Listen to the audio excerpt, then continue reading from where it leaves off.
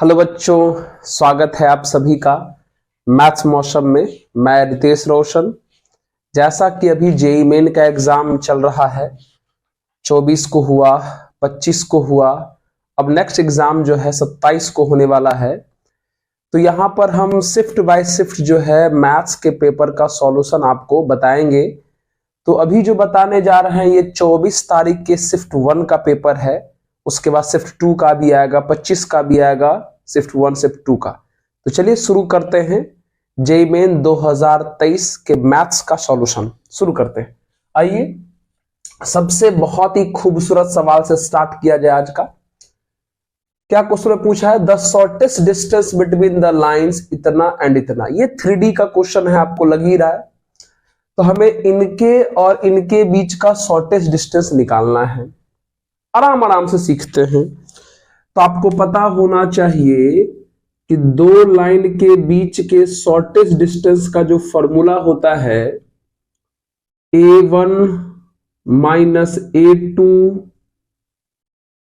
Dot B1 cross B2 divided by B1 cross B2 का mod. यही होता है फॉर्मूला। ऊपर में भी मॉड लगा हुआ रहता है। यही फॉर्मूला होता है शॉर्टेस्ट डिस्टेंस का। तो आपको सबसे पहले A1 A2 B1 B2 find करना पड़ेगा। आइए फाइंड करते हैं। A1 फर्स्ट लाइन पर का पॉइंट है, और फर्स्ट लाइन पर का जो पॉइंट है वो माइनस के बाद वाले से हमें मिलता है। तो माइनस के बाद यहां 2 है, 1 है और 0 है। तो हमारा जो पॉइंट बनेगा वो 2i plus 1j plus 0k हो गया। A2 हमारा सेकेंड लाइन पर का पॉइंट है, वो भी माइनस के बाद से आएगा, 1 2 और 1, यानी i plus 2j plus 1k यानी k। B1 हमारा डायरेक्शन रेशियो से आएगा, फर्स्ट लाइन के डायरेक्शन रेशियो 3 3 2 यानी 3i plus 3j plus 2k। B2 भी हमारा सेकंड लाइन के डायरेक्शन रेशियो से आएगा। तो सेकंड लाइन का डायरेक्शन रेशियो है 3 2 3 यानी 3i plus 2j plus 3k। सही है। चलिए इसको हम सॉल्व कर लें। तो इस फॉर्मूला को सबसे अच्छी बात डिमांड है कि B1 क्रॉस B2 निकलना चाहिए। आइए आपको क्रॉस प्रोडक्ट करने आता है। B1 क्रॉस B2 निकाल लेते हैं। Determinant i j k। Second row में B1 का कंपोनेंट 3 3 2 3 3 2। थर्ड रो में B2 का कंपोनेंट 3 2 3। यहां पर प्लस, यहां पर माइनस, यहां पे प्लस। एक्सपेंड कर दीजिए इसको। चलिए i को प्लस से मल्टीप्लाई करते हैं, प्लस i। ये रो हट गया, ये कॉलम हट गया। तो 9 माइनस 4 5 आ जाएगा बच्चों। ये माइनस j वाला रो हट गया, j वाला कॉलम। तो ये 9 माइनस 6 3 हुआ। k को प्लस से करेंगे तो प्लस k वाला रो हट गया, कॉलम हट गया। तो 6 माइनस 9 यानी माइनस 3, यानी हमारा जो आ गया ये 5i minus 3j minus 3k, यानी B1 क्रॉस B2 मिल गया। अब सबको यहां पे रख देते हैं। आइए क्या है, A1 माइनस A2। तो यहां पर A1, यहां पर A2, माइनस करिए। तो 2i में से i गया तो i बचा, j में से 2j गया तो माइनस j, 0 में से k गया तो माइनस में k। ये हमारा A1 माइनस A2 हुआ। डॉट B1 क्रॉस B2 यहां पर है, लिख दीजिए 5i minus 3j minus 3k। Okay, mod. और नीचे में B1 क्रॉस B2 का मॉड, यानी 5i minus 3j minus 3k का मॉड। चलिए डॉट करने आप लोग को आता है, आई वाले को आई से करेंगे 5 आएगा, जे वाले को जे से करेंगे +3 आएगा, के वाले को के से करेंगे वो भी +3। सारा चीज प्लस में ही आ रहा है तो हमने मॉड भी हटा दिया। अब ये मॉड निकालने, इसका मैग्नीट्यूड निकालना है तो 25 + 9 आ जाएगा और ऊपर कितना आ गया 11 और नीचे आ गया √43 आंसर है ना, 43 आएगा ना, 9 9 18 और 25 43 हो गया। कितना सिंपल सा क्वेश्चन था, ये जेईई मेन का क्वेश्चन है। आइए अगले सवाल पे बढ़ते हैं, नोट रियलाइज करिए।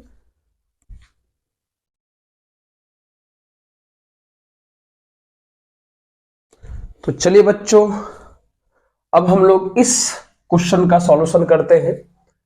ये क्वेश्चन मैट्रिक्स का है, लग भी रहा है सर क्या बता रहे हो। If A and B are two non zero matrices of order n cross n, मतलब ए और बी जो है एक स्क्वायर मैट्रिक्स है और ये वाला कंडीशन दिया है और 4 गो ऑप्शन दिया हुआ था।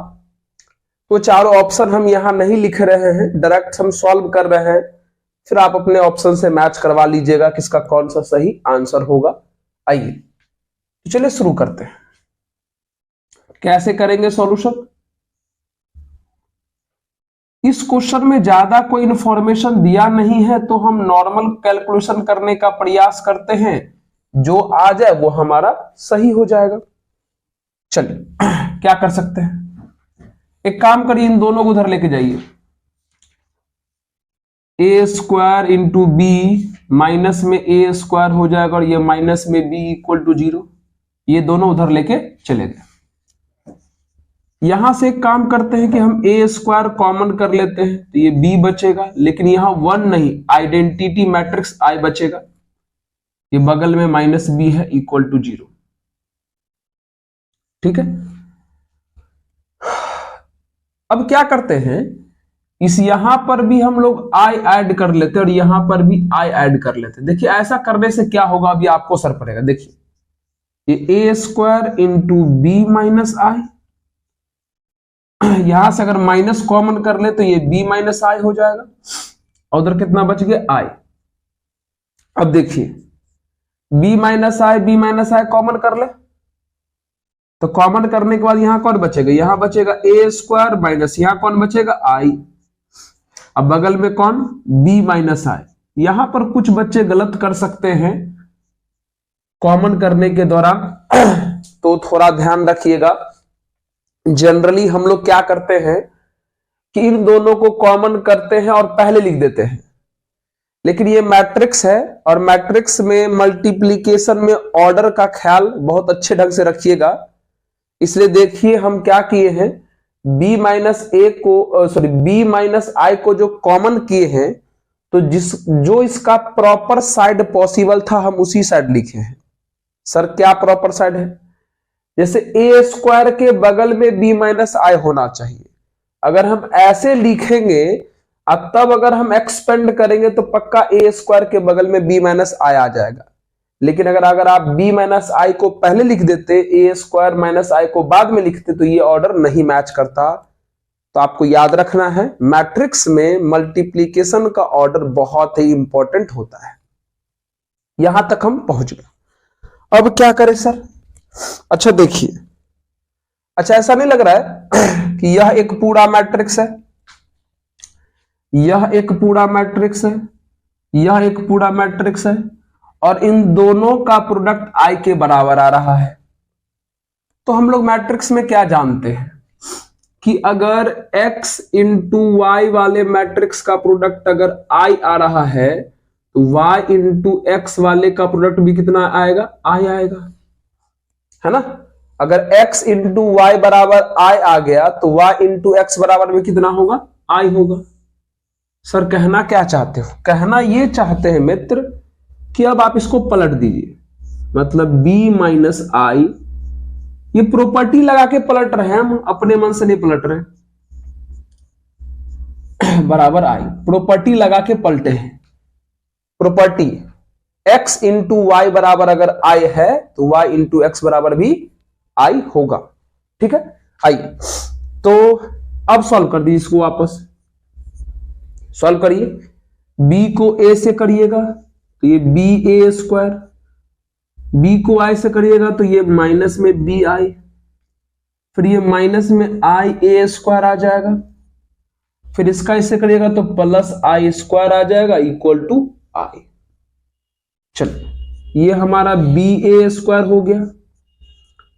b इंटू आई, मैट्रिक्स को आइडेंटिटी मैट्रिक्स से मल्टीप्लाई करने पर वही मैट्रिक्स रह जाता है, यहां भी a स्क्वायर ही रह जाएगा। और आइडेंटिटी मैट्रिक्स के पावर में कोई भी पॉजिटिव इंटीजर रखो वही मैट्रिक्स रहेगा। ये i से i हमारा कैंसिल हो गया, यानी हम यहां से कह सकते हैं कि ba स्क्वायर इक्वल टू, इन दोनों को उधर भेज दीजिए, plus a square plus b हो जाएगा।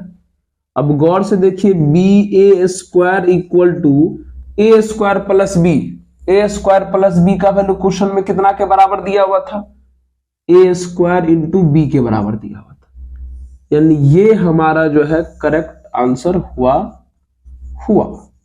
समझ में आ गया जी। ba स्क्वायर बराबर a स्क्वायर b, आप अपने ऑप्शन से मैच करवा लीजिए। सही है, था ना एक बढ़िया क्वेश्चन जी। नोट जल्दी से करिए तो इसको।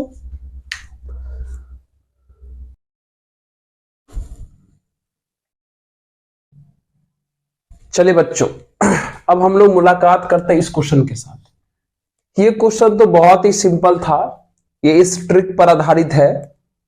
पहले ये ट्रिक क्या है समझ लीजिए। आप लोग डिफिनिट इंटीग्रेशन में प्रॉपर्टी नंबर 4 जो पढ़ते हैं, बहुत ही ज्यादा वाला इंपॉर्टेंट, कि अगर किसी फंक्शन को a से b तक इंटीग्रेट करना होता है तो आप क्या पढ़ते हैं कि अगर किसी फंक्शन को a से b तक इंटीग्रेट करना हो तो उसमें x को हटा के दोनों लिमिट का सम यानी a plus b minus x रख सकते हैं, है ना।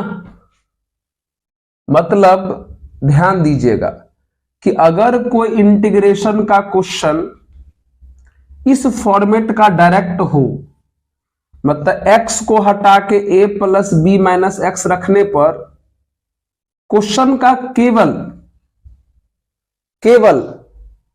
क्वेश्चन में जो भी फंक्शन रहेगा उस फंक्शन का केवल पोजीशन बदल जाए, लेकिन ओवरऑल कहानी वही रहे, तो इस ट्रिक का अप्लाई करते हैं। सर क्या कहना चाहते हो, समझिए। जैसे क्वेश्चन में साइन और कॉस ही है, क्वेश्चन में साइन है कॉस है, लेकिन जैसे ही इस प्रॉपर्टी का अप्लाई करेंगे तो जहां साइन है वहां कॉस आ जाएगा, जहां कॉस है वहां साइन, जहां कॉस है वहां साइन आ जाएगा। तब हम लोग इस ट्रिक का अप्लाई कर लेते हैं। और ये ट्रिक कहता है कि फंक्शन में, क्वेश्चन में जो चीज जहां है, प्रॉपर्टी अप्लाई करने के बाद उसका पोजीशन अगर बदल जाए तो इसका डायरेक्ट आंसर होता है upper limit minus lower limit upon 2, अपर माइनस लोअर अपॉन 2। क्या देखो क्वेश्चन को थोड़ा गौर से देखो। क्वेश्चन में पहले साइन कॉस है। अगर हम प्रॉपर्टी अप्लाई करते हैं, x को हटा के दोनों लिमिट का सम यानी 0 plus pi by 2 minus x रखते हैं, यानी x के जगह पे पाई बाय 2 माइनस एक्स रखना पड़ेगा। तो रख के देखिए तो पाई बाय 2 का मतलब 90, तो 90 माइनस एक्स, यहां रखिएगा 90 माइनस एक्स, तो साइन हो जाएगा कॉस में, ये भी साइन हो जाएगा कॉस में, और ये भी कॉस हो जाएगा साइन में। मतलब क्या हुआ, क्वेश्चन में पहले से साइन कॉस था, लेकिन जैसे ही ये प्रॉपर्टी अप्लाई किए तो जहां साइन है वहां कॉस आ गया, और जहां कॉस है वहां साइन आ गया, पोजीशन केवल बदल गया। तो इस तरह के क्वेश्चन का डायरेक्ट हम लोग आंसर लिख देते हैं। देखिए 8 बाई पाई, ये तो बगल में है ही, 8 बाई पाई ये हमारा तो बगल में है ही। इसका आंसर होगा upper limit minus lower limit by 2। तो अपर हमारा पाई बाई 2 है, माइनस लोअर लिमिट 0 बाई 2, यानी कितना 8 by pi into pi by 4। तो पाई से पाई कैंसिल, 4 2 जा 8, तो हमारा आंसर 2 हो जाएगा। ये तो डायरेक्ट ट्रिक पर आधारित क्वेश्चन था, समझ रहे हैं।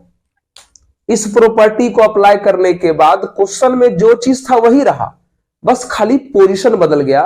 तो डायरेक्ट इसका आंसर होगा अपर माइनस लोअर अपॉन 2, ऐसा हमारा बन गया। समझ गए? जल्दी से इसको नोट किया जाए।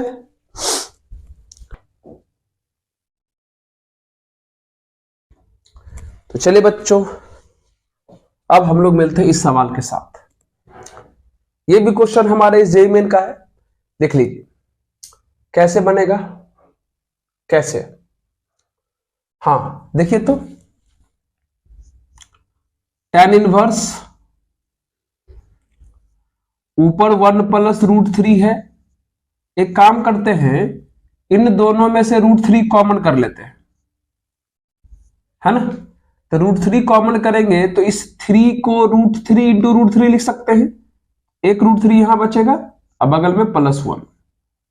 इसकी कहानी हो गई। फिर यहां पे पहुंचते सेक इनवर्स अंडर रूट। चलिए क्या कर सकते हैं, ऊपर से 4 कॉमन कर लेते हैं, तो 2 प्लस √3 बचना है, और नीचे से 3 कॉमन कर लेते हैं, तो ये भी 2 प्लस √3 बचना है। मतलब ये कैंसिल, ये कैंसिल। कितना आ गई? tan inverse 1/√3 plus sec inverse 4/3 का रूट, यानी कितना? 2/√3 हो जाएगा, है ना। चलिए tan इनवर्स 1/√3 कितना पे होता है? 60 डिग्री पर, सॉरी 30 पर, π/6 पर होगा, प्लस और सेक में 2/√3 कहां पर होता है? 30 पर। ये भी 30 पर होता है, π/6। तो π/6 और π/6 दोनों मिला के π/3 यानी 60 डिग्री आंसर हो जाएगा, क्योंकि ये 30 है और ये 30 है तो ये 60 होगा। समझ गए? कितना आसान क्वेश्चन था। नोट जल्दी से किया जाए।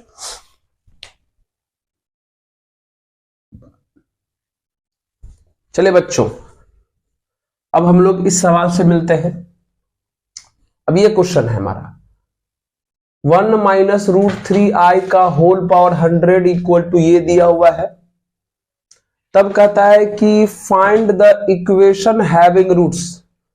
तब कहता है वो इक्वेशन निकालिए जिसका ये और ये क्या है? रूट है।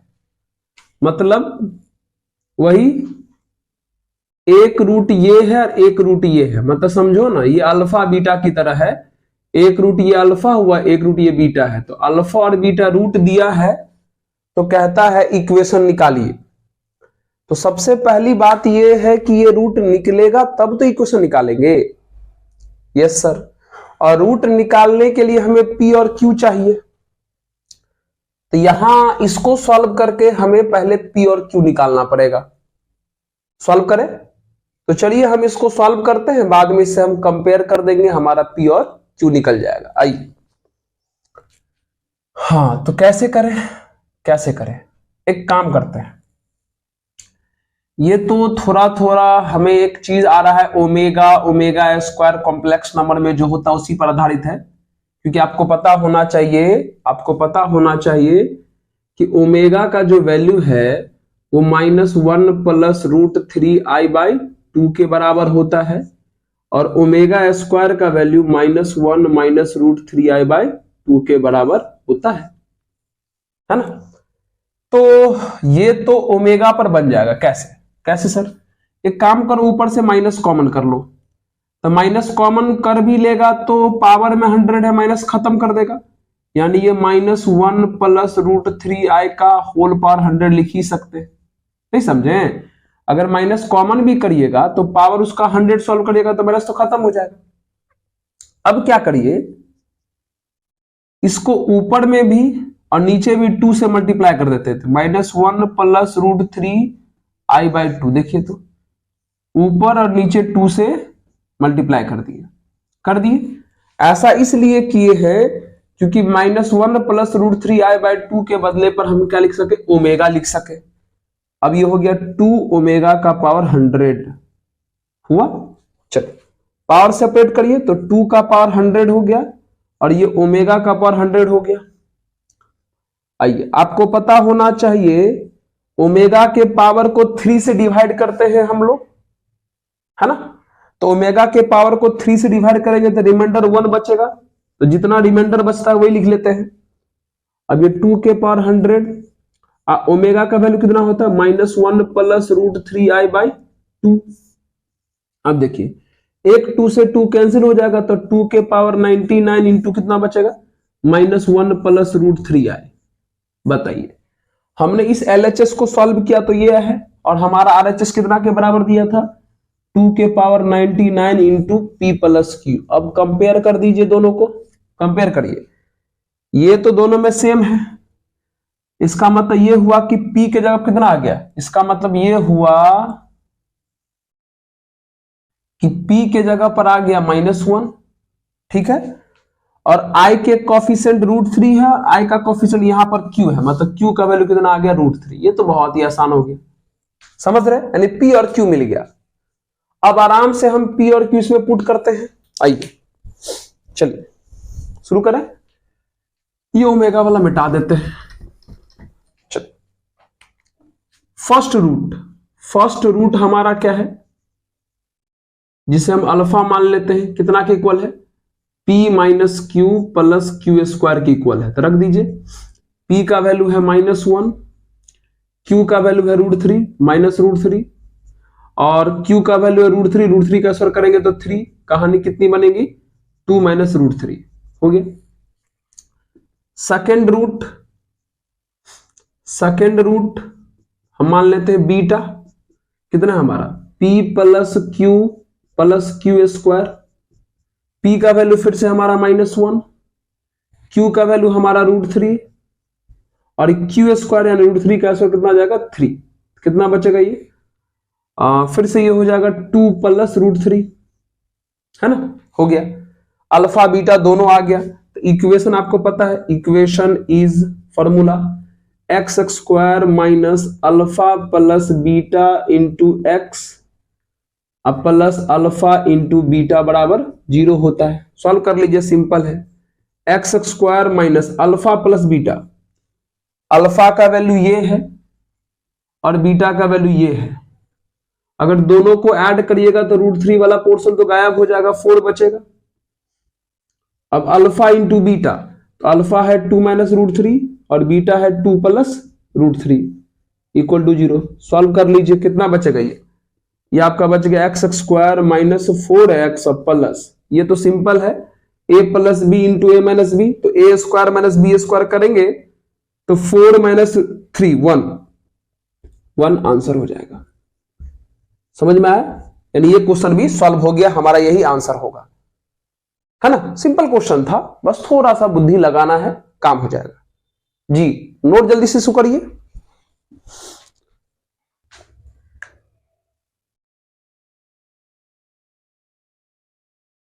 तो चलिए बच्चों, हम मिलते हैं इस सवाल के साथ।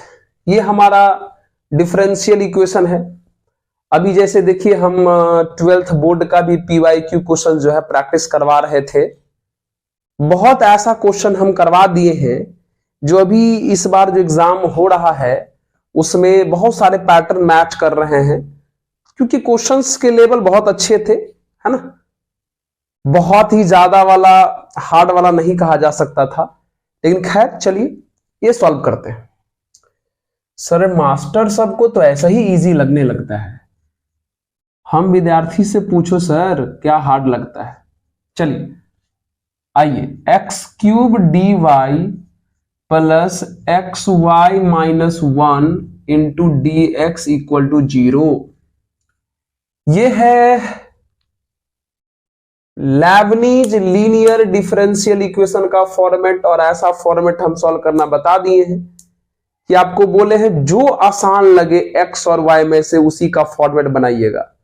हमें यहां y आसान लग रहा है, इसका मतलब पक्का है कि ये dy/dx का फॉर्मेट बनेगा। तो इसके लिए हमें क्या करना पड़ेगा, dy/dx का ही बनेगा, गारंटी है, क्योंकि y आसान है, y एक ही जगह लिखा हुआ है, ट्रिक बताए थे भाई। चलिए तो एक काम करिए, दोनों तरफ dx से डिवाइड कर दीजिए। तो dx से डिवाइड करोगे तो ये हो जाएगा x³ dy/dx, यहां dx से डिवाइड करोगे तो ये हो जाएगा xy माइनस 1, इधर तो हो रह जाएगा 0। उसके बाद सब में x³ से भी डिवाइड कर दो, एक्स क्यूब से करोगे तो ये बचेगा dy by D X, X cube से यहां करोगे तो ये X Y upon X cube हो जाएगा, ये -1 अपॉन एक्स क्यूब हो जाएगा और ये हमारा 0 हो जाएगा। यानी सिंपल कहानी हो गया हमारा dy by D X plus 1 by X square into Y, minus में उधर गया प्लस में तो 1 बाय एक्स क्यूब। देखिए लेबनीज का format, dy by D X, Y के कोफिशिएंट इसको हम लोग p बोलते हैं और इसको हम लोग q बोलते हैं, है ना। चलो ये हमारा आ गया। अब इसको सॉल्व करने के लिए हमें इंटीग्रेटिंग फैक्टर निकालना होता है, तो integrating factor e to the power integration of p, y के बगल वाला ले रहे हो तो यहां पर p dx लिखना पड़ेगा। ये सारी कहानी हम आपको समझा चुके। चलिए p का value 1 by X square into D X, और आपको पता होना चाहिए 1 बाय एक्स स्क्वायर का इंटीग्रेशन -1 बाय एक्स होता है, यानी e के पावर -1 बाय एक्स हो गया। आ गया हमारा इंटीग्रेटिंग फैक्टर। अब सॉल्यूशन इज, सॉल्यूशन का formula y into integrating factor बराबर integration of q into integrating factor होता है। चलिए तो y into integrating factor e to the power -1 by x की इक्वल है। चलिए q का वैल्यू कितना 1 बाय एक्स क्यूब इंटू ई के पावर -1 बाय एक्स dx है। अब क्या करें, आइए बताते क्या करें। इधर कितना है देखिए, इधर है y इंटू ई के power -1 by x equal to, एक काम करते हैं, इस 1 बाय एक्स को थोड़ा ऐसे लिख लेते हैं, देख लीजिए। तो ऐसे लिख सकते हैं क्या, इस 1 बाय एक्स को ऐसे, सॉरी 1 बाय एक्स स्क्वायर था कि यहाँ एक्स क्यूब है सर, ये q का वैल्यू 1 बाय एक्स क्यूब है, तो 1 बाय एक्स क्यूब कैसे लिख लेते हैं, 1 बाय एक्स ई के पावर -1 बाय एक्स और 1 बाय एक्स स्क्वायर dx। क्या किए सर, रुक जाओ, ये जो 1 बाय एक्स क्यूब है ना, इसका एक 1 बाय एक्स हम यहां लिख लिए और 1 बाय एक्स स्क्वायर यहां पर लिख लिए, वापस इन दोनों को सॉल्व करेंगे तो 1 बाय एक्स क्यूब ही हो जाएगा। फॉर्मेट पर बैठाने के लिए ऐसा किए हैं सर। अब क्या करोगे, अब पुट कर देंगे। अब हम क्या करेंगे, इस तरफ 1 बाय एक्स को t मान लेंगे, यानी -1 बाय एक्स स्क्वायर dx बराबर कितना हो जाएगा dt, यानी 1 बाय एक्स स्क्वायर dx बराबर कितना हो जाएगा माइनस में dt। तो रखिए वहां पर, तो y e के पावर -1 बाय एक्स इस तरफ नहीं रखना है, इस तरफ रखना है। 1 बाय एक्स को t मान चुके हैं तो ये e के पावर -t हो जाएगा, और 1 बाय एक्स स्क्वायर dx का वैल्यू आया है -dt, तो यहां पे -dt खर्च कर दिए, समझ रहे हैं। चलिए आइए, तो y e के पावर -1 बाय एक्स, यहां पर हमें लगाना पड़ेगा इंटीग्रेशन बाय पार्ट। ये हमारा अलजेब्रा है, फर्स्ट फंक्शन ये एक्सपोनेंशियल है, सेकंड फंक्शन। रूल क्या होता है, फर्स्ट फंक्शन को छोड़िए, सेकंड को इंटीग्रेट करिए, तो e के पावर -t का e के पावर -t होगा, लेकिन कोफिशिएंट है तो -1 से डिवाइड भी करना पड़ेगा। फिर माइनस डालिए, इंटीग्रेशन का साइन डालिए, सेकंड का इंटीग्रेशन तो e के पावर -t बाय -1, और फर्स्ट का डीसी तो t का डीसी तो 1 हो जाएगा। क्या करेंगे लिख करके dt, कितना हो जाएगा ये y e के power -1 by x equal to कितना हो जाएगा ये माइनस माइनस प्लस, तो t इंटू ई के पावर -t हो गया। ये माइनस माइनस प्लस हो जाएगा, लेकिन फिर प्लस को इस माइनस से मल्टीप्लाई करेंगे तो माइनस ही रह जाएगा, और e के पावर -t का तो e के पावर -t बाय -1 फिर से होगा इसका इंटीग्रेशन, अब प्लस c, यानी finally e to the power -1 by x equal to t into ई के power -t minus minus plus e के पावर -t प्लस c हमारा आंसर ही कह दो, क्योंकि अब तो t का वैल्यू पुट करना है। यहां तक हम लोग पहुंच चुके हैं, समझ रहे हो, कई समस्या कहीं समस्या? नो सर, यहां तक तो कोई समस्या नहीं है। फर्स्ट को छोड़ के सेकंड को इंटीग्रेट किए, माइनस से डिवाइड किए, फिर माइनस डाले, इंटीग्रेशन साइन डाले, सेकंड को इंटीग्रेट किए, फर्स्ट को डिफरेंशिएट किए, ठीक है। माइनस से मल्टीप्लाई किए, सेक्शन प्लस में हो गया, minus minus plus, plus minus minus, फिर ई के पावर माइनस टी का किए तो फिर से एक -1 आ गया। अच्छा ठीक है, यहां तक सही है। अब थोड़ा इसको नोट करिए, जल्दी से थोड़ा करिए, तो कर लिए। चलिए अब हम क्या करते हैं, इधर मिटाते हैं, इधर मिटाते हैं। हम स्टेप बाय स्टेप आपको सिखा रहे हैं, चिंता नहीं करिए, हड़बड़ा नहीं रहे हैं। नहीं तो हड़बड़ाते तो तुरंत बन जाता, लेकिन शायद आपको नहीं समझ में आ पाता। आइए अब क्या करेंगे, हम वैल्यू पुट कर लेते हैं। तो देयरफॉर y इंटू ई के power -1 by x equal to T किसको माने थे, 1 बाय एक्स को रख दीजिए, रखते जा रहे हैं, यहां भी रख दीजिए। तो ई के पावर -1 बाय एक्स अब प्लस सी आंसर। ऐसे ये एक्चुअल आंसर हुआ, लेकिन थोड़ा इसको और आसान बनाना चाहते हैं तो एक काम करिए, ई के पावर -1 ई के पावर -x से सब डिवाइड कर दीजिए। यहां से y बचेगा, यहां से 1 बाय एक्स बचेगा, यहां से 1 बचेगा, और यहां जो आप ई के पावर सॉरी ऊपर में c रहेगा, -1 बाय एक्स से डिवाइड किया, ये बचेगा, यानी y equal to 1 by x plus 1 plus c into ई के पावर +1 बाय एक्स। ये ऐसे भी आप लिख सकते हैं, आपका ये भी करेक्ट है। लेकिन क्वेश्चन में एक और बात बोला है अभी कि y ऑफ 1/2 का वैल्यू 3 - e दिया हुआ है। मतलब क्या करेंगे हम, इसी में x को हटा के 1/2 पुट करते हैं तो y का वैल्यू 3 - e के बराबर आता है। तो पुट करिए, इसका मतलब ये ना हुआ, x को हटा के 1/2 पुट करेंगे तो y का वैल्यू कितना आता है, 3 - e। तो पुट करिए, तो ये हमारा है 3 - e के बराबर। यहां x के जगह पर 1/2 पुट करेंगे तो ये 2 हो जाएगा, बगल में 1 हो जाएगा, ठीक है। ये हमारा c है, x के जगह पे यहां 1/x के जगह पे यहां 1/2 पुट करेंगे तो ये e का स्क्वायर हो जाएगा। देखो 2 + 1 3 से 3 कट गया, कितना आ जाएगा, ये हो गया आपका कितना कितना, यानी ये आ गया आपका c बराबर -e/e², यानी कितना, -1/e। c का वैल्यू आ गया, वापस c का वैल्यू यहां पर पुट कर दें तो y बराबर कितना आ जाएगा, 1 बाय एक्स प्लस 1, और c का वैल्यू यहां कितना है, -1/e इंटू ई के पावर 1 बाय एक्स, है ना। ये भी आंसर आप कर सकते हैं। फिर एक स्टेप और क्वेश्चन में पूछा हुआ था, क्या, y ऑफ 1, मतलब इसी में हम x को हटा के 1 पुट कर देंगे, जो हमारा बचेगा वो फाइनल आंसर होगा। तो पुट करिए दीजिए ना, तो पुट कर ही दीजिए, x बराबर 1, तो x के जगह पर 1 पुट करेंगे तो y बराबर x के जगह पर 1, तो ये 1, बगल में ये भी 1, यहां x के जगह पर 1 पुट करिए तो कितना हो जाएगा, -1/e इंटू ई बचेगा, ये दोनों कैंसिल हो जाएगा, फिर ये खत्म, यानी फाइनल आंसर हमारा कितना बचेगा, 1 आंसर हो गया। हम सारा सेक्शन के पहले डिफरेंशियल इक्वेशन को सॉल्व करके यहां जनरल सॉल्यूशन लाए यहां तक, फिर उसके बाद हमें कंडीशन दिया था कि x के जगह पे 1/2 पुट करो, तो हमने x के जगह पे 1/2 पुट किया और y के जगह पे 3 - e रख के सॉल्व किया, तो हमें यहां से c का वैल्यू मिल गया। फिर वापस c का वैल्यू हम इसमें पुट कर दिए।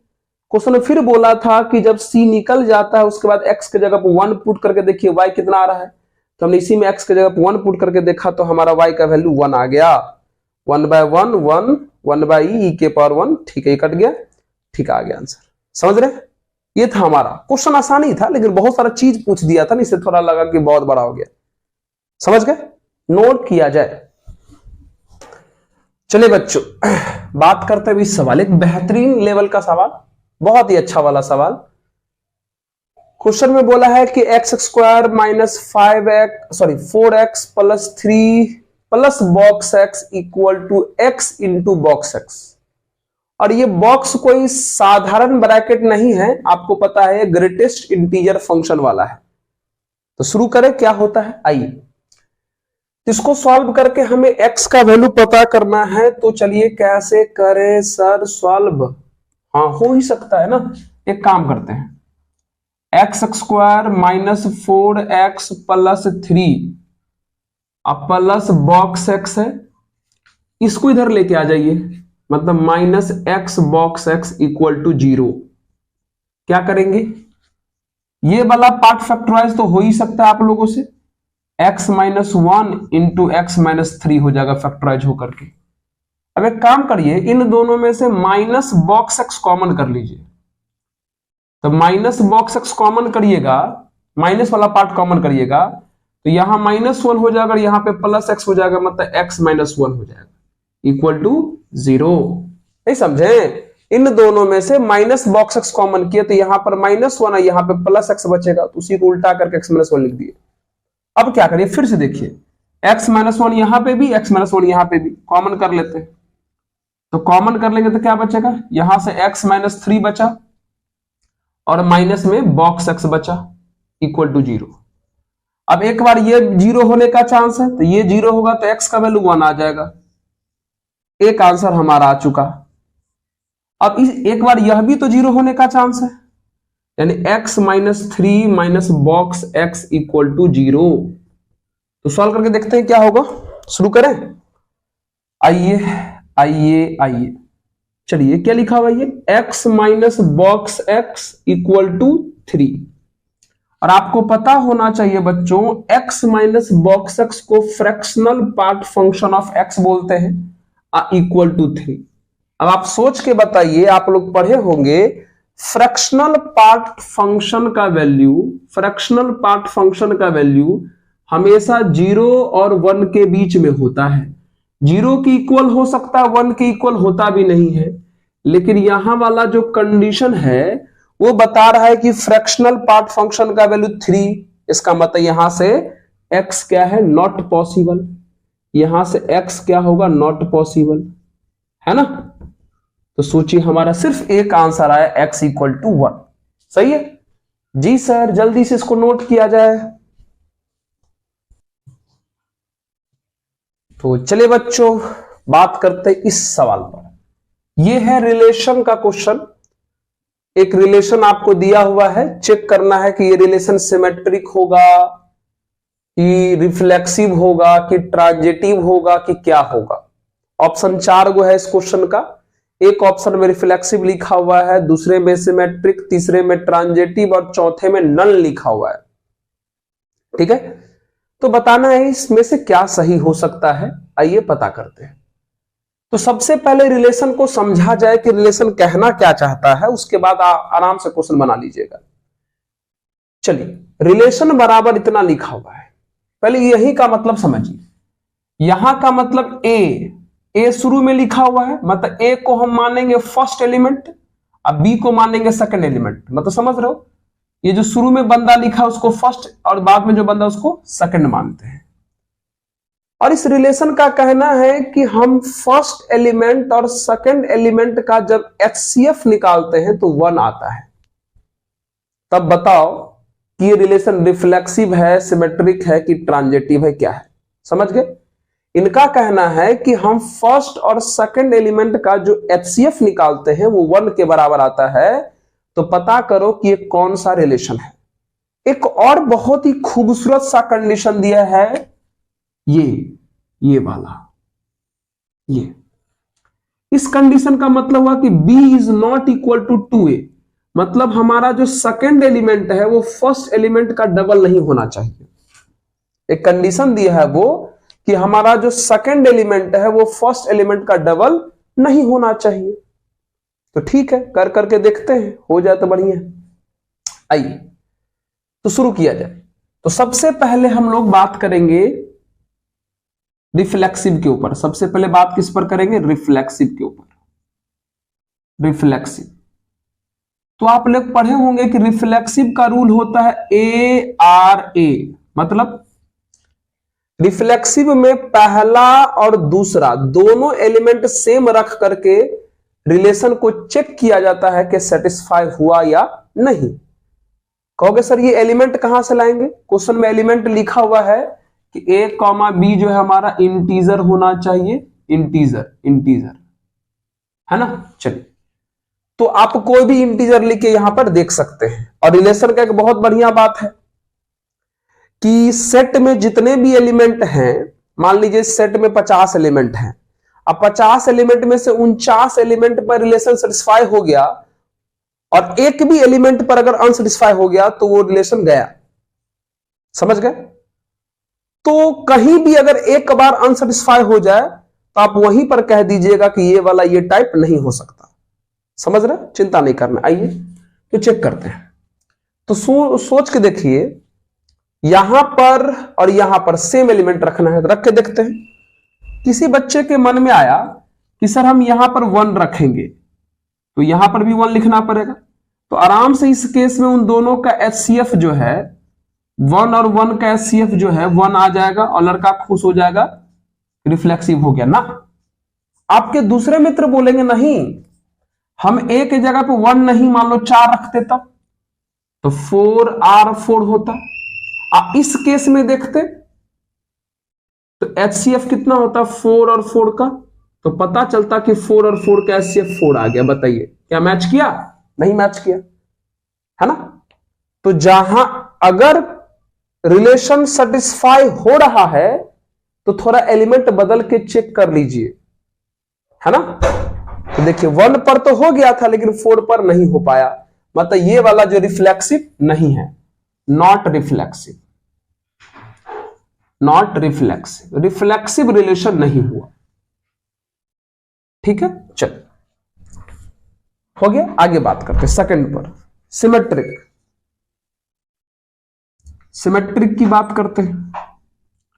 सिमेट्रिक का रूल क्या है बच्चों? सिमेट्रिक का रूल है कि if A related B then B related A होना चाहिए। यही है सिमेट्रिक का रूल। सिमेट्रिक का रूल कहता है कि अगर ये हो जाए तो इसको चेक करके देखो कि ये हुआ कि नहीं हुआ। मतलब अपने तरफ से इसमें एलिमेंट भरना है, अपने तरफ से इसमें एलिमेंट भरना है ताकि ये रिलेशन को सेटिस्फाई कर दे और इसको चेक करना है। तो चलिए सर ऐसा एलिमेंट तो बहुत सारा है सर, कुछ भी ले लेंगे तो हो जाएगा। जैसे मान ले सर अगर हम यहां पर ऐसा भरो, एलिमेंट यहां ऐसा भरो ताकि इसको सेटिस्फाई कर दे। चलिए 3 और 4 भर दिए सर, तो 3 और 4 का HCF 1 आएगा, तो स्वाभाविक बात है 4 और 3 का भी HCF कितना आएगा 1 आएगा। ये तो बिल्कुल सही बात है। कहोगे सर इस प्रकार से अगर कुछ भी लेंगे अगर यहां पर कुछ भी लेंगे, अगर इसको सही कराएंगे तो उल्टा करके अगर A और B का अगर HCF 1 आ रहा है सर, तो B और A का तो HCF पक्का है कि 1 आएगा, तो इसको सिमेट्रिक कह दो। लेकिन एक बहुत बड़ा समस्या ये है मित्र, एक ऐसा नंबर है, देखो क्या, अगर कोई बच्चा यहीं पर देखो एकदम very very important point, question में आपने उस पर नजर नहीं डाला, आपकी बातें सही हो जाता अगर ये वाला कंडीशन नहीं दिया हुआ होता तो। अब देखिए अगर मान लो कोई बच्चा यहां पर 2 ले लिया और यहां पे 1 ले लिया, बिल्कुल सही है। पहला एलिमेंट हमारा 2 है, दूसरा एलिमेंट हमारा 1 है, 2 और 1 का HCF निकालेंगे तो 1 आएगा। इसको उल्टा करो, इसको उल्टा करोगे तो 1 और 2, तो 1 और 2 का भी HCF कितना आएगा 1 आएगा, ये भी बिल्कुल सही है। लेकिन एक समस्या है। अच्छा ये एलिमेंट लेने पर रोक था क्या? कोई नहीं रोक है। कोई स्टूडेंट ऐसा एलिमेंट लेके भी चेक कर सकता है। तो वो देखा कि 2 1 का HCF 1 आ रहा है, उल्टा करेगा तो 1 2 का भी HCF 1 आएगा। लेकिन क्वेश्चन क्या बोला था? क्वेश्चन बोला था कि सेकंड एलिमेंट जो है वो फर्स्ट एलिमेंट का डबल नहीं होना चाहिए। देखिए तो यहां सेकंड एलिमेंट फर्स्ट एलिमेंट का डबल हो गया, ये ठीक था। यहां पर सेकंड एलिमेंट 1 था, तो यहां पर सेकंड वाला फर्स्ट वाला डबल नहीं है, तो यहां तो रख ही सकते थे। रूल क्या होता है? इसको सेटिस्फाई करवा के उसको चेक करने जाना है। तो इसको सेटिस्फाई करवा के जब उसको चेक करने गए तो कंडीशन जो था वही फ्लॉप कर गया। मतलब समझे? आपका ये रिलेशन सिमेट्रिक हो जाता अगर ये वाला कंडीशन नहीं होता तो, लेकिन इस कंडीशन के आने से आपका सिमेट्रिक नहीं हो पाया। यहां पर जो है आपका सेकंड एलिमेंट फर्स्ट एलिमेंट का डबल हो गया, जो नहीं होना चाहिए था, नहीं होना चाहिए था। क्वेश्चन में ऐसा बोला नहीं होना चाहिए था, इसका मतलब ये भी आपका गया नॉट सिमेट्रिक के अंदर, नॉट सिमेट्रिक है ना। तो रिफ्लेक्सिव हो गया, सिमेट्रिक हो गया। अब किससे मुलाकात कर ले? ट्रांजिटिव से। चलिए ट्रांजिटिव,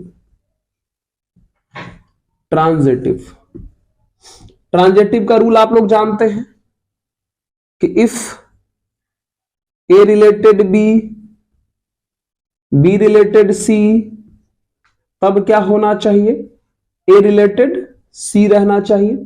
ठीक है, चलिए बढ़िए। इसमें भी वही रूल है, इसको सेटिस्फाई करवाना है, इसको भी सेटिस्फाई करवाना है, फिर इसको चेक करना है। आइए करते हैं, क्या करें?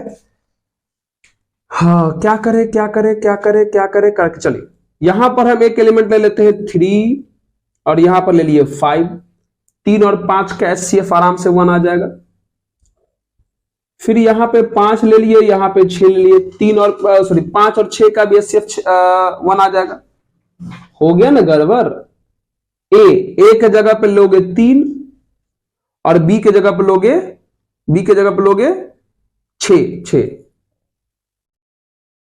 कहोगे सर ये तो आप ले ही नहीं सकते थे।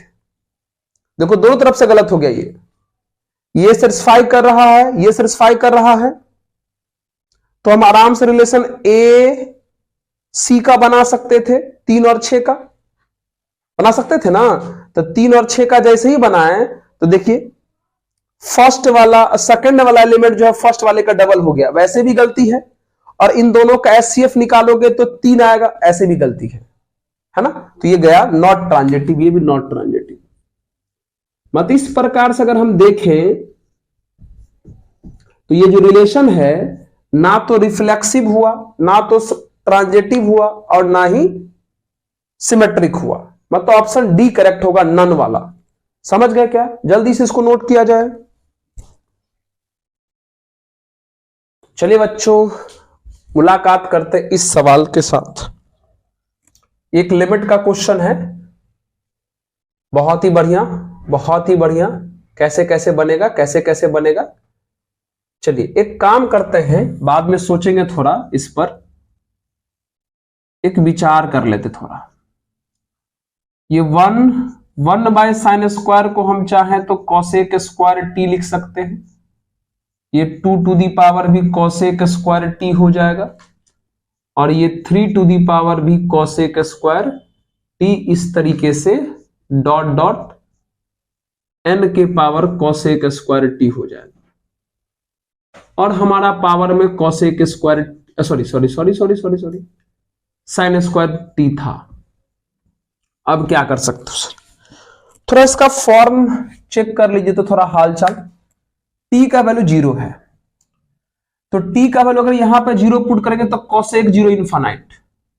तो ये 1 के पावर इनफाइनाइट, 2 के पावर इनफाइनाइट, 3 के power infinite, dot dot n के पावर इनफाइनाइट आ गया। अब वो हो जाएगा 0। मतलब समझिए, थोड़ा ध्यान दीजिएगा, ये तो अच्छा है क्वेश्चन।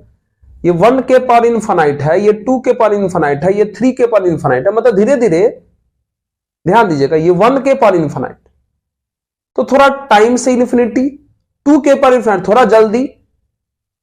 सर ये क्या थोड़ा जल्दी थोड़ा नजदीक? अरे भाई 1 के पावर इनफाइनाइट है, 2 के पावर इनफाइनाइट, 3 के पावर इनफाइनाइट। मतलब धीरे धीरे ये जो नंबर है इसका साइज बड़ा हो रहा है। ये n तो काफी बड़ा है, तो n के पावर इनफाइनाइट और भी बड़ा हो जाएगा। एक काम करते हैं, ये जब ये इनफाइनाइट वाला केस होता है, हम लोग को पता है, तो जो सबसे बड़ा इनफाइनाइट होते रहता है उसको हम लोग कॉमन कर लेते हैं, है ना। धीरे धीरे इसका वैल्यू बड़ा होते चला जा रहा है, मतलब और जल्दी से इनफाइनाइट के करीब आ रहा है। इसके रिस्पेक्ट में ये जल्दी इनफाइनाइट के करीब जाएगा, इसके रिस्पेक्ट में ये जल्दी इनफाइनाइट के करीब जाएगा, और सबसे जल्दी ये इनफाइनाइट के करीब चला जाएगा, क्योंकि n काफी बड़ा नंबर है, 1 2 3 सब के रिस्पेक्ट में। तो क्या कर लेते हैं, सब में से ये वाला फैक्टर कॉमन कर लेते हैं, कॉमन कर ले। चलिए, तो n के पावर कोसेक स्क्वायर t को हमने कॉमन किया। अब इसमें तो था नहीं वो वाला, हम कॉमन कर चुके हैं, और जिसमें जो चीज नहीं रहता है कॉमन करने पर डिवाइड में आ जाता है, तो ये n by cosec square t हो जाएगा। फिर 2 के पावर इसमें भी नहीं था कोसेक स्क्वायर t, इसमें भी डिवाइड में आ जाएगा n के पावर कोसेक स्क्वायर t। इस तरीके से इसमें भी नहीं था तो यहां भी डिवाइड में आएगा, तो डॉट डॉट यहां से कॉमन कर लिए तो 1 बचेगा, और एक मिनट, ये जो होल पावर पूरे पर कौन रहेगा हमारा, साइन स्क्वायर t बैठा रहेगा। चलिए अब गौर से देखिए मित्र, ये जो n के पावर कोसेक स्क्वायर t है इससे तो बड़ा ही है, काफी बड़ा है, तो ये इन्फिनिटी, तो ये तो पूरा का पूरा फैक्टर 0 हो जाएगा, ये पूरा फैक्टर 0, क्योंकि ये बहुत बड़ा है ना इसके रिस्पेक्ट में, ये भी 0, तो ये अंदर वाला पूरा कहानी 0 हो गया। तो बचा कितना, limit t tends to 0 n के पावर कोसेक स्क्वायर t और होल पावर में कितना है, साइन स्क्वायर t। अब समझिए रहे होंगे हम क्या बोलना चाह रहे हैं। ये जो साइन स्क्वायर है इसको 1 बाय कोसेक स्क्वायर लिखेगा तो कोसेक स्क्वायर से कोसेक स्क्वायर कट जाएगा, तो कितना बच जाएगा सर, सिर्फ n बच जाएगा, और n हमारा कांस्टेंट हो गया, और कांस्टेंट का लिमिट कांस्टेंट के बराबर n आ जाएगा। समझ में आ गया क्या? इसमें जो टर्म इन्फिनिटी के करीब तेजी से जा रहा था उसको हमने कॉमन कर लिया, है ना, और इनके रिस्पेक्ट में ये काफी बड़ा नंबर है, तो ये डिवाइड करने पर रिजल्ट 0 आ जाएगा। तो इस तरीके से हम इसको 0 कर दिए, लास्ट में यहां पर 1 बचा हुआ था, ये सब 0 आ रहा था, ये 1 बचा हुआ था, 1 इंटू समथिंग ये बच गया, पावर में साइन स्क्वायर है, साइन स्क्वायर को 1 बाय कोसेक स्क्वायर लिखेंगे तो ये कोसेक स्क्वायर कैंसिल बचेगा, सिर्फ n होगा, और n का लिमिट हमारा n आ गया, क्योंकि n कांस्टेंट है, यहां t वेरिएबल है। ओके जी सर, नोट जल्दी से करिए। तो चलिए बच्चों, अब हम मुलाकात करते हैं इस सवाल के साथ। क्या करे, ये तो हमारा बाइनोमियल सिग्मा ये सब है सर। हाँ क्या करे, अच्छा ये तो ट्रिक पर है जी क्वेश्चन। आइए चलिए देखिए, तो ये 22CR, एक काम करिए, आप जानते हैं कि NCR को आप चाहें तो NCN-R लिख सकते हैं, है ना, तो क्या इस 23CR को हम चाहें तो 23C23-R लिख सकते हैं, सर बक्का लिख सकते हैं। अब क्या करो, सिग्मा ब्रेक कर दो, सिग्मा ब्रेक करने का मतलब R का वैल्यू पुट कर देना, तो R का वैल्यू 0 से स्टार्ट होके 22 तक गया, पुट करो, तो पहली बार 0 पुट करोगे तो 22C0, और यहां कितना आ जाएगा 23C23, फिर प्लस 1 पुट करोगे, जितनी बार R का वैल्यू पुट करेंगे उतनी बार सिग्मा का मतलब यानी प्लस का साइन भी डालते हैं। अब R का वैल्यू 1 पुट करोगे तो 22C1 23C22 हो जाएगा, यहां 1 पुट करने से, फिर 2 पुट करोगे तो 22C2, यहां 2 पुट करके कितना हो जाएगा 23C21। इस तरीके से डॉट डॉट आगे बढ़ते बढ़ते कहां तक जा सकते हैं हम लोग, 22 तक। जब 22 पुट करेंगे तो 22C22 डॉट, यहां 22 पुट करेंगे कितना हो जाएगा ये 23C1। ये कितना गजब है भाई, कितना गजब है। ये है मल्टीप्लीकेशन ऑफ बाइनोमियल कोफिशिएंट वाला ट्रिक। दो बाइनोमियल है ना, उसका मल्टीप्लाई है। रिजल्ट है कि अगर मान लीजिए, देखिए गौर से, ऊपर का सम 45 सब में आ रहा है, देख लो ऊपर का सम 45 45 45 45 सब में आ रहा है। ध्यान सुनिए, 2C वाला टर्म अगर प्रोडक्ट में हो, ऊपर का सम देखिए 45 45 सब में सेम आ रहा है, और नीचे का सम भी देखिए सेम आ रहा है। यहां भी 23 हो जाएगा, यहां भी 23 हो जाएगा, यहां भी 23 हो जाएगा, यहां भी 23 हो जाएगा। मतलब रूल है कि अगर दो बाइनोमियल अगर 2C वाले प्रोडक्ट में हो दो सी वाले प्रोडक्ट में हो जिनके ऊपर का नंबर हर एक टर्म में सेम हो ऐड करने पर, और नीचे के नंबर का सम भी हर एक टर्म में सेम हो ऐड करने पर, तो डायरेक्ट इसका आंसर है ऊपर का सम कितना आ रहा है 45, नीचे का सम कितना आ रहा है 23। आंसर, बात खत्म। सिंपल ट्रिक पर है आधारित क्वेश्चन। ऊपर का सम हर एक में सेम आ रहा है, नीचे का सम हर एक में सेम आ रहा है, तो ऊपर का सम कितना आया 45 लिखे, नीचे का सम कितना आया 23 लिखे, आंसर हो गया। ये ट्रिक है, ठीक है, जल्दी से इसको नोट कर लिया जाए, ये तो आसान था। तो चलिए बच्चों मुलाकात करते हैं हम लोग इस सवाल से। देखिए क्वेश्चन में कहा गया है कि हमारे पास कुछ नंबर्स दिए हुए हैं, ये कहता है इसे 9 डिजिट का नंबर बनाइए, ठीक है, 9 डिजिट का नंबर बनाइए, और ध्यान रखिएगा कि इवेन डिजिट जो है, यानी इवेन वाला जो डिजिट है, इवेन वाला जो डिजिट है वो इवेन प्लेस पे आना चाहिए। ये भाई ये सिंपल क्वेश्चन है, ये सब एक काम करो, इन सभी को एक लेटर समझ लो, इन सभी को क्या करो लेटर समझ लो, आप समझो कि इन सभी लेटर से आपको 9 लेटर वाला वर्ड बनाना है।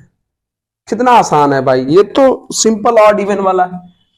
तो 9 डिजिट चाहिए ना, तो 9 को जगह बना लेते हैं हम, 1 2 3 4 5 6 7 8 9, 9 बना लिए। चलिए, और इवेन प्लेसेस कौन कौन है, ये वाले हैं 2 4, ये इवेन प्लेसेस लिख रहे हैं, डिजिट नहीं लिख रहे हैं, 6 8, यानी इवेन प्लेसेस हमारे पास जो है 4 गो है। तो चलिए रिक्वायर्ड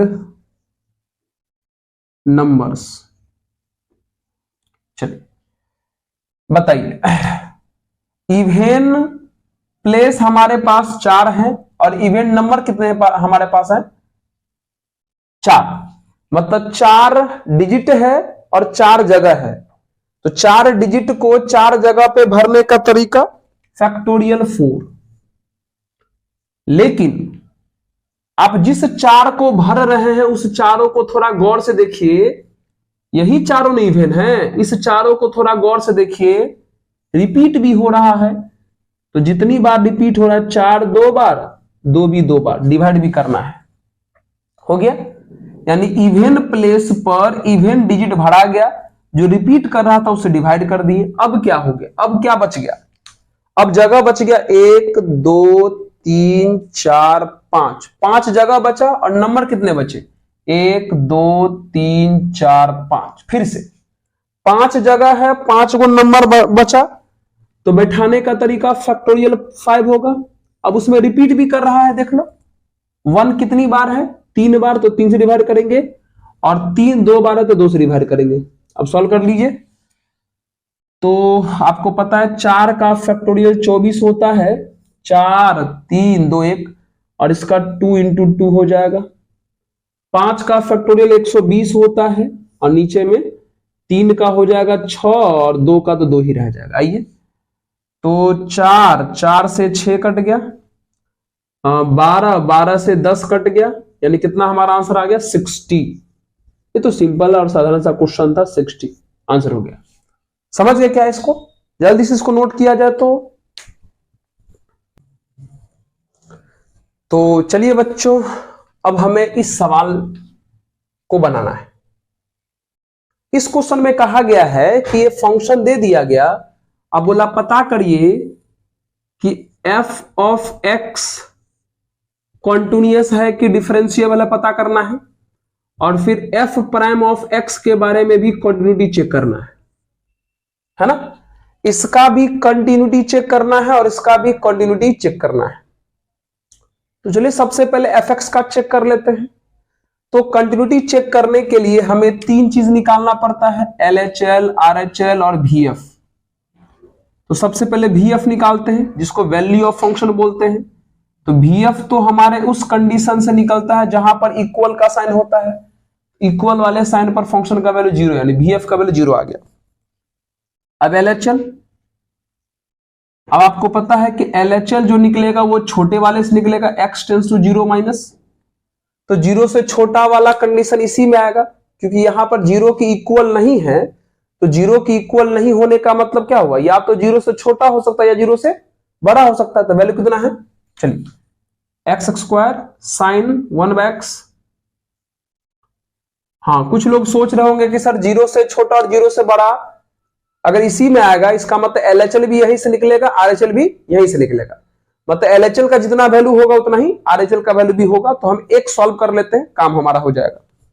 चलिए सॉल्व कर ले, चलिए रखिए। तो x का वैल्यू अगर पुट करें 0, तो यहां पर 0 का स्क्वायर 0, ये बगल में कितना आ जाएगा साइन ऑफ 1/0। चलिए ये 0 साइन ऑफ 1/0 मतलब साइन इनफाइनाइट। आपको पता है कि साइन के एंगल में कुछ भी रहे वैल्यू -1 से +1 तक ही कुछ ना कुछ होगा, वैल्यू कितना आ जाएगा 0। तो देखिए VF भी 0 है, LHL भी 0 है, RHL निकालिएगा, यही फंक्शन लेके निकालिएगा, सेम टू सेम प्रोसेस से फिर से 0 आ जाएगा। मतलब LHL RHL VF सब सेम हो गया। इसका मतलब हमारा जो फंक्शन है f ऑफ x जो है हमारा वो कॉन्टिन्यूअस हो गया, फंक्शन हमारा कॉन्टिन्यूअस हो गया। अब हमें चेक करना है कि उसका डिफरेंशिएशन का क्या हाल है, उसका डिफरेंशिएशन कॉन्टिन्यूअस है या नहीं। तो करिए, कर देते इसको डिफरेंशिएट करिए, ध्यान देते रहिएगा, करते हैं। तो डिफरेंशिएट करने के लिए यहां हमें प्रोडक्ट रूल लगाना पड़ेगा। तो क्या रूल है, फर्स्ट को छोड़िए, सेकंड का डीसी, तो साइन का डीसी हो जाएगा कॉस, फिर चेन रूल के अनुसार साइन के बाद 1/x का करेंगे तो हो जाएगा -1/x², फिर प्लस सेकंड को छोड़ेंगे साइन को, अब फर्स्ट का डीसी करेंगे तो x² कितना हो जाएगा 2x। ठीक है, x is not equal to 0, और यहां पर ये 0 का तो 0 ही हो जाएगा derivative, x is equal to 0 पर ये सही है। इसको थोड़ा हम एक बार और लिख लेते हैं। तो f prime of x equal to हमारी कहानी कितनी हो जाएंगी, ये दोनों बंदा साफ, यानी माइनस कॉस ऑफ 1/x हो गया, और बगल में 2x साइन ऑफ 1/x हो गया, x is not equal to 0 पर, और 0 हो गया x इक्वल टू 0 पर। अब हमें इसका चेक करना है कंटिन्यूटी, तो शुरू करें। चलिए सबसे पहले हम इसका VF निकालते हैं, एट x इक्वल टू 0 पर ही चेक करना है।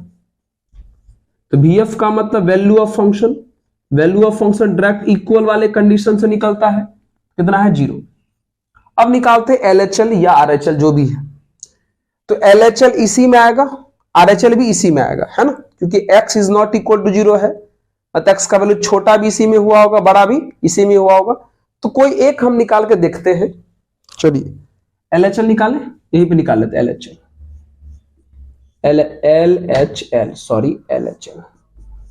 तो limit x tends to 0 minus कितना है वैल्यू हमारा, माइनस कॉस ऑफ 1/x, अब प्लस कितना है 2x साइन ऑफ 1/x। अब सब बच्चा लोग यहां पर थोड़ा ध्यान दीजिएगा, सब लोग यहां पर ध्यान दीजिएगा, ठीक है। देखिए ध्यान दीजिए, यहां समझाते हैं। आपको पता है अगर हम इसका लिमिट सॉल्व करेंगे तो सबको पता है यहां पर 0 पुट करेंगे तो ये पूरा 0 इंटू साइन इनफाइनाइट हो जाएगा। अब फिर से यही वाला रूल लगा देंगे, 0 इंटू साइन इनफाइनाइट मतलब आंसर 0, मतलब इसका आंसर पक्का है 0 आने वाला है। लेकिन इससे थोड़ा मुलाकात करिए, तो इससे अगर यहां 0 पुट करिएगा तो हो जाएगा कॉस इनफाइनाइट, है ना, माइनस कॉस इनफाइनाइट। मतलब जिस प्रकार साइन इनफाइनाइट को हम -1 से +1 के बीच का कोई ना कोई वैल्यू बोल दिए और उसको 0 से मल्टीप्लाई करेंगे किसी भी नंबर को तो 0 आ जाएगा, उसी प्रकार यहां भी कॉस इनफाइनाइट का वैल्यू क्या होगा, -1 से +1 तक होगा। लेकिन ये -1 से +1 तक रह जाएगा, इसका जो भी वैल्यू होगा निगेटिव ऑफ -1 से +1। तो सोचिए, दिखा दे रहा है क्या आप लोग को, सर थोड़ा सा अब दिखाई दे रहा होगा। अब देखिए, ये तो समझ चुके हैं सर, ये जीरो हुआ क्योंकि ये जीरो है, ये साइन इनफाइनाइट होगा तो zero into sine infinite, zero into sine infinite, इसके आधार पे जीरो बना दी। इसको देखो, ये कॉस इनफाइनाइट हो जाएगा। अब पीछे माइनस लगा हुआ, कोई बात नहीं, माइनस पे थोड़ा छोड़ देते हैं अभी। तो कॉस इनफाइनाइट का वैल्यू -1 से +1 तक। एक बात बताइए, कॉस इनफाइनाइट का वैल्यू -1 से +1 तक तो बहुत कुछ होता है। मतलब -1 से +1 तक यहां पर क्या रखें, कोई क्लियर है? क्योंकि सर यहां भी तो वही बात था, यहां वही बात था, लेकिन बगल में जीरो से मल्टीप्लाई है। कुछ भी रखोगे जीरो से मल्टीप्लाई करो तो जीरो आ जाएगा, मतलब ये पोर्शन साफ हो जाएगा। लेकिन इस पोर्शन में समस्या है, -1 से +1 तक रह जाएगा, लेकिन -1 से +1 तक क्या रखें?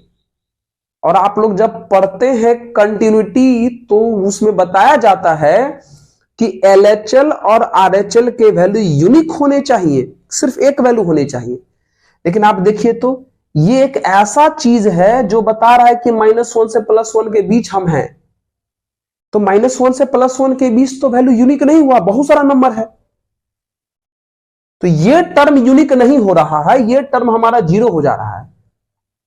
यानी इस आधार पे कह सकते हैं कि हमारा LHL जो है वो एग्जिस्ट नहीं किया, डज नॉट एग्जिस्ट।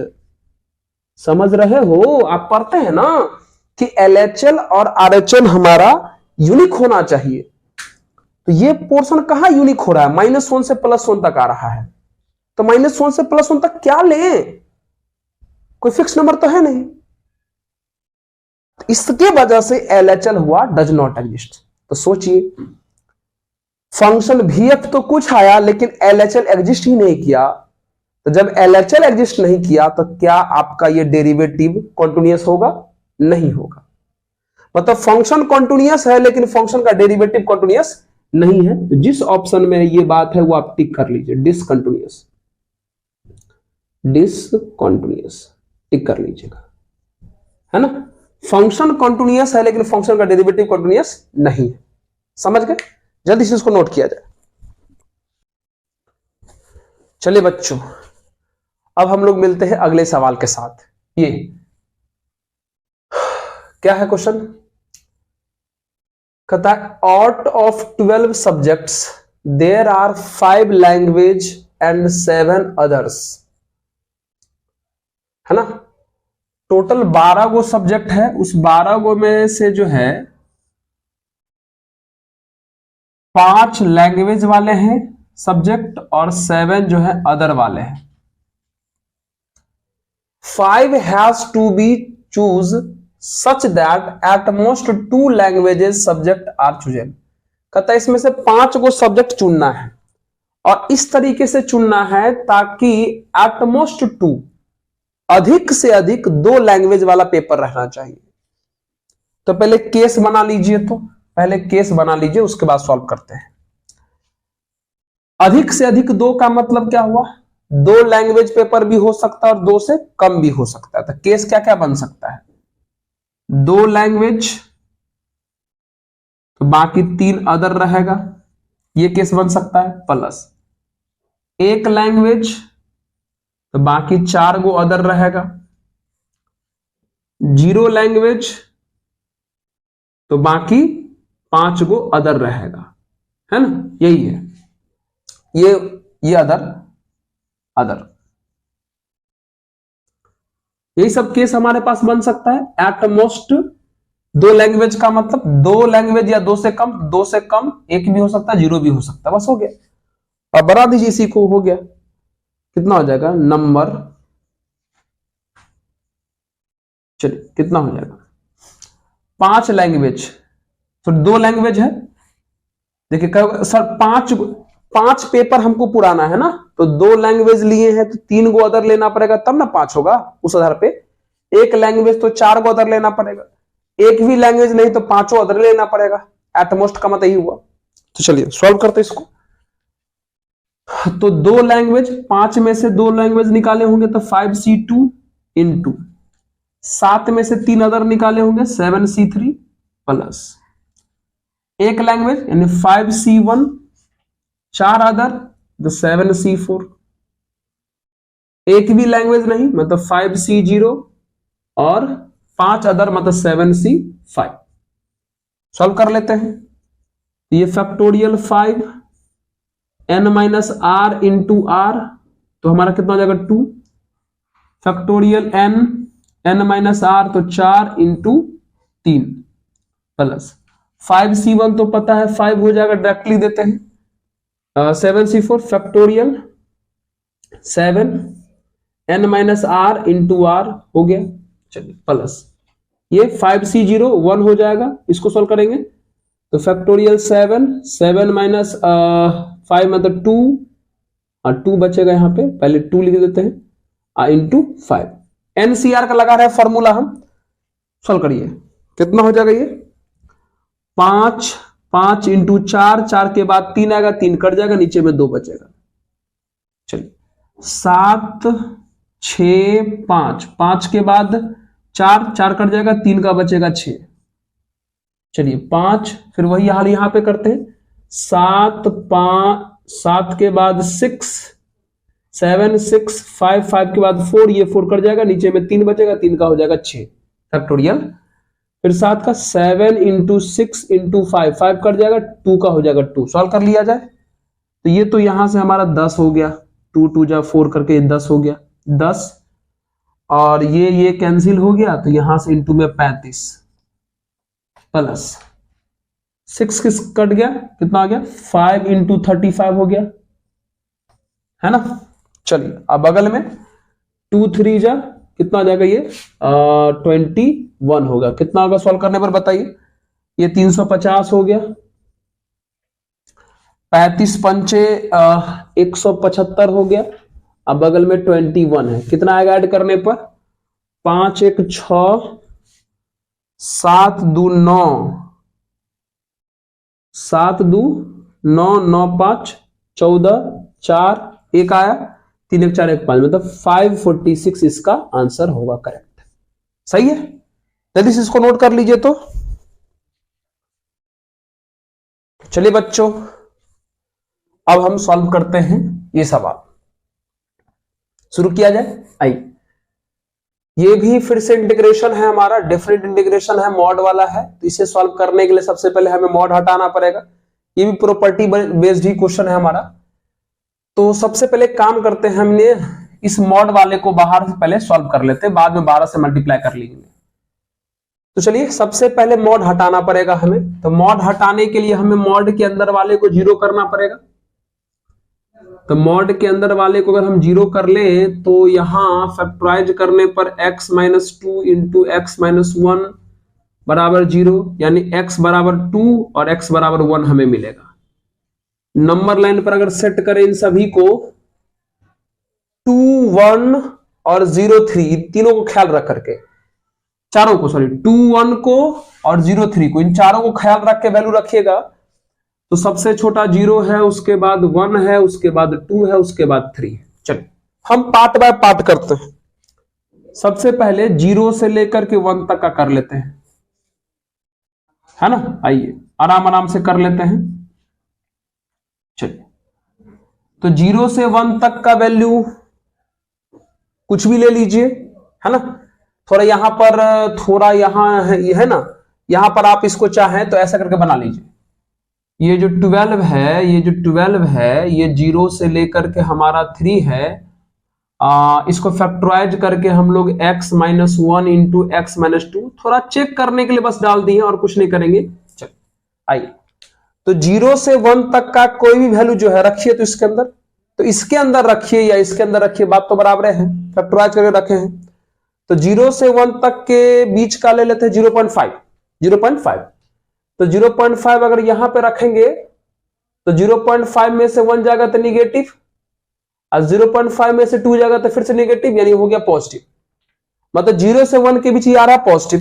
तो जब मॉड के अंदर पॉजिटिव तो डायरेक्ट मॉड हटा देंगे, है ना। तो डायरेक्ट अगर मॉड हटा देंगे तो x square minus 3x plus 2। मित्र कंफ्यूज मत करिएगा, इसमें रखने में थोड़ा समझने में टाइम लगता है, तो इसको फैक्टराइज वाले पार्ट में रख रहे हैं, थोड़ा आसान पड़ रहा है। आइए कर दीजिए इसको सॉल्व। तो कितना होगा, इसको सॉल्व करेंगे तो एक्स स्क्वायर का हो जाएगा एक्स क्यूब बाय 3, लिमिट कहां से कहां तक, 0 से लेकर के 1 तक। इसका हो जाएगा -3x² बाई 2, लिमिट कहां से कहां तक, 0 से लेकर के 1 तक। फिर 2 का हो जाएगा 2x, लिमिट कहां से कहां तक, 0 से लेकर के 1 तक, है ना। चलिए सॉल्व करिए। 1/3 बाहर, अपर लिमिट 1 का क्यूब 1 माइनस लोअर लिमिट 0 का क्यूब 0 हो जाएगा। फिर -3/2 बाहर, अपर लिमिट 1 का स्क्वायर 1 माइनस लोअर लिमिट 0 का स्क्वायर 0। फिर यहां से 2 बाहर, upper limit 1 minus lower limit 0, कितना आ जाएगा ये 1/3 हुआ, ये -3/2 हुआ और ये +2 हुआ। वापस अगर इसको सॉल्व कर लिया जाए तो एलसीएम हमारा 6 हो जाता है। तो 3 2 जा 6, 2 3 जा 6, तो -9 अब +12, यानी कितना हो जाएगा, 12 2 14 में से 9 गया तो 5, यानी 5/6 आ गया। हो गया। चलिए 0 से 1 हो गया, अब 1 से 2 कर लेते हैं। 1 से 2 फिर बाद में सबको ऐड कर देंगे। 1 से 2, 1 से 2, फिर से रखिए वैल्यू। 1 से 2 के बीच का कोई भी 1.5 ले लेते हैं। तो 1.5 ले लेंगे तो ये पॉजिटिव आ जाएगा, ये निगेटिव आ जाएगा, मतलब फाइनली क्या बच जाएगा, निगेटिव। तो मॉड के अंदर निगेटिव, इसका मतलब क्या हुआ, मॉड के अंदर निगेटिव, इसका मतलब माइनस से मल्टीप्लाई करेंगे। तो माइनस से मल्टीप्लाई करिएगा तो हो जाएगा -x² + 3x - 2 dx। करें सॉल्व। चलिए यस सर करो। कितना हो जाएगा सॉल्व करने पर, ये हो जाएगा -x³ बाय 3, 1 से लेकर के 2 तक, 3x² बाय 2, 1 से लेकर के 2 तक, -2x 1 से लेकर के 2 तक।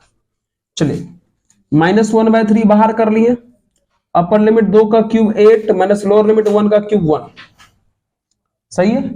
तो 3/2, अपर लिमिट 2 का स्क्वायर 4 माइनस 1 का स्क्वायर 1, 2 बाहर हो गया, upper limit 2 minus lower limit 1, कितना हो जाएगा ये बताइए।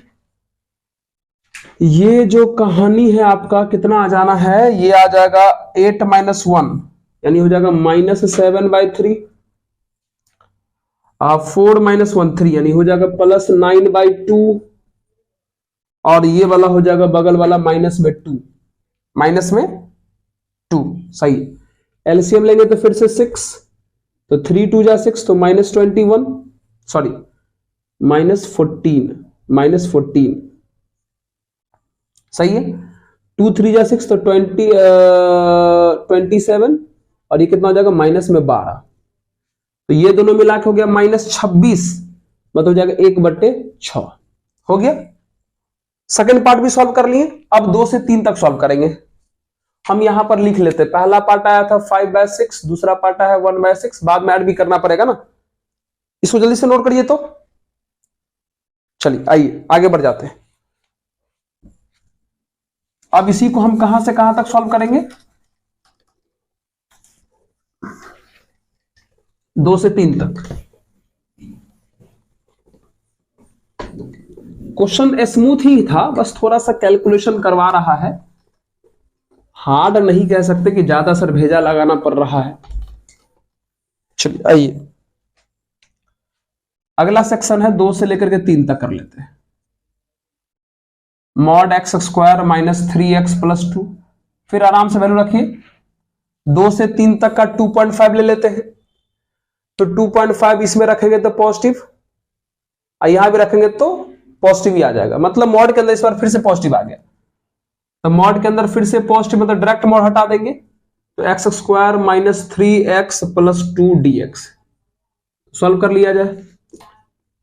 x³ बाय 3, लिमिट 2 से 3 तक, 3x² बाय 2, लिमिट 2 से लेकर के 3 तक, और ये 2x, लिमिट 2 से लेकर के 3 तक। चलिए 1/3 कांस्टेंट बाहर कर लिए, 3 का क्यूब कितना हो जाएगा, 27 - 8 हो जाएगा।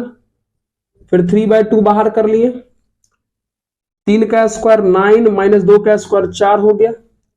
फिर 2 बाहर कर लिए, 3 - 2 हो गया। आइए तो 27 में से 8 गया, 9 8 17, 19/3, 5 - 15/2, और ये +2, एलसीएम करेंगे तो फिर से हमारा 6, 3 दूना 6 तो 38, 2 तिया 6 तो 45, 45 और ये 12। चलिए 38 और 12 50, 50 में से 45 गया तो 5, फिर से आ गया 5/6। मतलब हमने तीनों पार्ट का वैल्यू निकाल लिया, तीनों पार्ट का वैल्यू हमने निकाल लिया। अब तीनों को ऐड करेंगे, हमारा काम हो जाएगा। जी नोट जल्दी से करिए। तो हो गया, चलिए बात खत्म। ये हुआ बात खत्म और हमारा फाइनल आंसर जो है यहां पर आएगा ये। चलिए देखिए क्या 12, ये तो 12 पहले से था, बाकी 3 पार्ट में आंसर आया 5/6, 1/6 और 5/6। चलिए तो ये 12 हो गया, इसका एलसीएम लीजिएगा तो ऊपर 11 नीचे में 6, तो 6 2 जा 12 कितना आ जाएगा, ये हमारा 22 फाइनल आंसर खत्म। ठीक है, तो इस प्रकार से हमारा ये जो क्वेश्चन, जितना क्वेश्चन हमारे पास शिफ्ट 1 का मौजूद था हमने करवाया, अब शिफ्ट 2 का करेंगे, फिर 25 वाले का करेंगे, सबका करेंगे। हो सकता है आपको अच्छा लगा होगा। तो चलिए फिर अगले शिफ्ट में मुलाकात करेंगे। धन्यवाद।